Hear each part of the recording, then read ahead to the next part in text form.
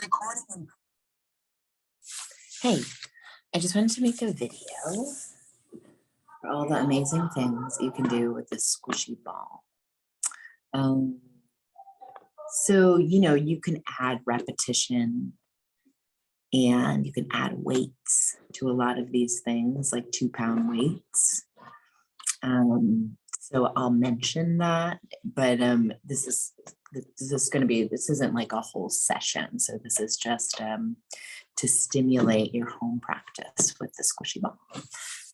So it can be used in standing in these ways, or like there's more ways, but just as a sort of lift, right, of an activation, maybe of furthering the sort of doming of the inner arch support. Big toe, small toe. And here, as a fun beginning, I like to roll the feet in and out a little bit and sort of notice that inward and outward relationship through the knee. And then if that feels okay in your knees, you could roll around the periphery 3 times in one direction and 3 times in the other. And then, you can do heel lifts here, soft knee heel lifts. We're going to bounce like the ball with the heels lifted. You can lift the heels and try to roll down the spine. Always my favorite. And then pressing the heels back down. Now, you could do funny little having a foot on the ball. And just kind of feel that sort of instability comes gently up the leg while you're practicing your kind of lateral stand on this side. And that might be a nice place to do some movement through the arms. And then you would do the other side as well. This is good for sort of a gentle balance practice. Sort of stimulative up the back of the leg as the knees bend. Feeding into lateral support here. And again, some action through the arms could be applied as you have that single leg stand. And then ball between the knees, good place for squatting. Only to the degree that it feels like your return is very obvious and activated, hopefully through the ball. And then lastly, this is really fun if you have a partner around, kid, to play catch with the ball on one leg. So you throw the ball back and forth. It's just a really great ball for playing catch. One leg and then the other leg, and then you maybe try to see if you can knock your partner off their balance. And then squeeze the ball between your knees. And so great hookup of the legs into this core action. Tip back, you can have some pulsing here. Yeah, just gently squeezing into the ball with each pulse will stimulate more of that adductor group and maybe soften your back further into it. And then come to roll yourself down, bridge practice with the ball. Inhale the air, roll up to your bridge. The length of the knees, pulse to the ball for 5 counts as you breathe in. And then exhale, gently squeeze the ball, pull the tailbone under, breathe out. Feel things maybe lighten in that distribution. And I usually do that 3 or so times. And then roll very slowly down. Releasing into your tail.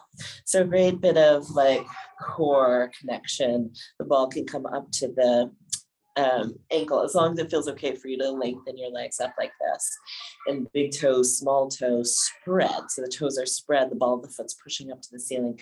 Interlace hands, take them to the back of the head and you curl up. So you really try to kind of feel the nose, the chin, the elbows reach upward. And then you squeeze to the ball and try to keep or lift through your tailbone a little bit. You'll feel that nice fire in the belly. Ah, and then you roll back down. And maybe try that 3 times, holding for about 5 counts each. And then one of the favorites here is taking the ball underneath the pelvis. And so the ball here is like just cueing all the mobility in the pelvic bone. A great thing to do if the back is feeling a little tighter. Thing to do for organizing deeper the ribs into the shoulder girdle. So here, just feeling that you can kind of push to your feet and mobilize the tipping posterior tilt of the pelvis to the anterior, just a really gentle rock, and then you can push into one foot to lever the knee. That might very easily lengthen and lower. And the other side too. Side to side. Just have to do it one more time. Feels so good. And then bringing the legs a little closer. Exhale both of your legs. Feel the ribs deepen in the back. Inhale, dip the toes away. Exhale. Ribs deep. And one more time. Exhale. Stretch the legs up. Heels together. Lower the legs a little bit away where you just feel the muscle deepen. You can bend and stretch. Knees about the width of the shoulders. Heels staying together. And then lengthen the legs and see about letting the long legs come in. Bend the knees. So in Pilates, this is called the short spine. Ribs only deepening back through your movement. And then lengthening the legs up. And then you can take a little scissor motion. And then you put that into more of a balance practice. Your arms coming up. Take your time to like register your ribs back a little further. And this is where if the ball's a little bit off to one side, you'll need to adjust. And then keep your legs right up over the ball. Take your right arm out to the right and your left arm out to the left. Ooh, nice and wiggly. And then bend the knees, hands to the knees. Nice place to circle the legs manually. All the wiggling. So yeah, really good thing to do if the back feels tight. If you just want a little like very released inversion practice. And so feet flat, come away. Roll yourself up. And so to get into the core a little deeper, low core, the ball goes at the base of the pelvis. Tip the pelvis back, arms reach out. Weights could be in hand. And you tip further back as the arms go up. Come back. Tip further. Yeah, you'll feel a nice kind of intensity building. And then can you twist that? So one arm up, one arm twist. Head moving freely with the twisted arm. Eyes moving freely. 3 times usually. Yeah, unless it feels like you're getting more and more mobility and you might want to do more. And then you come away from that. And then another fade, the ball's going to come right to your shoulder blades, just underneath or around thereabouts. If your back is a little tighter, the ball should be a little closer to your neck. And if the back feels good, it can be a little further down towards the mid or base of the rib cage. And then opening back. Just a good place to find breath. Release. Release as a state of balance. And curl up. And then you kind of flow that motion back and back. If it's feeling at all uncomfortable, try moving the ball a little further up. Just really getting a good kind of sweet spot. Like it's nice and anchored through your pelvis. There's no compression in your back. And so curling up, reach through the elbows. You really feel the squish of the ball. And then slide one of your legs out long. Exhale, squish the ball more and lever the leg up and bend the knee in. Other leg. Inhale, leg long. Squish, lever. And inhale, pass. Inhale, pass. One more time, side to side. Again, 3s. And then let the spine open back, let the legs go long and your fish pose. Just breathing in and out. Good for immunity.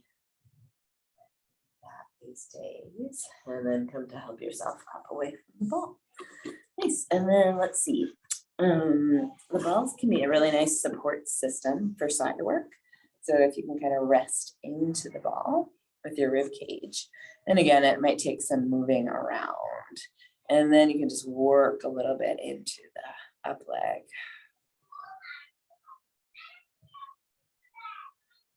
Yeah, hopefully feeling a good sense of like length through the foot, length through the head. Yeah, side to side.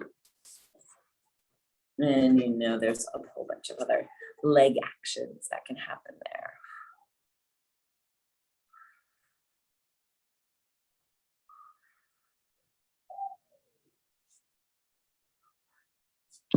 Yeah, that would be really nice.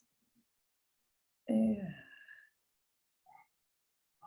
It kind of serves a similar purpose as having it around the shoulder blades at the back and doing those leg levers. So those are some really good ones that I always default to. And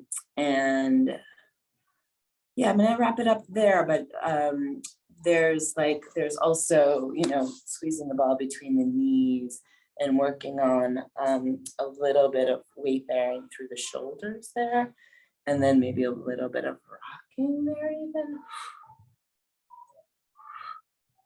So it just can inform, like through that action, it can form really good, effective engagement through the inseam into this is, yeah, a good place to be for some side bend practice. You keep engaging into the ball as you go side to side. That's really nice.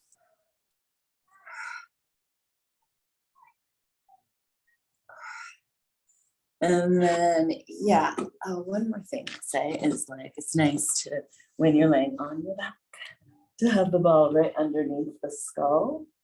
And then you can do some stress-free neck, core work there.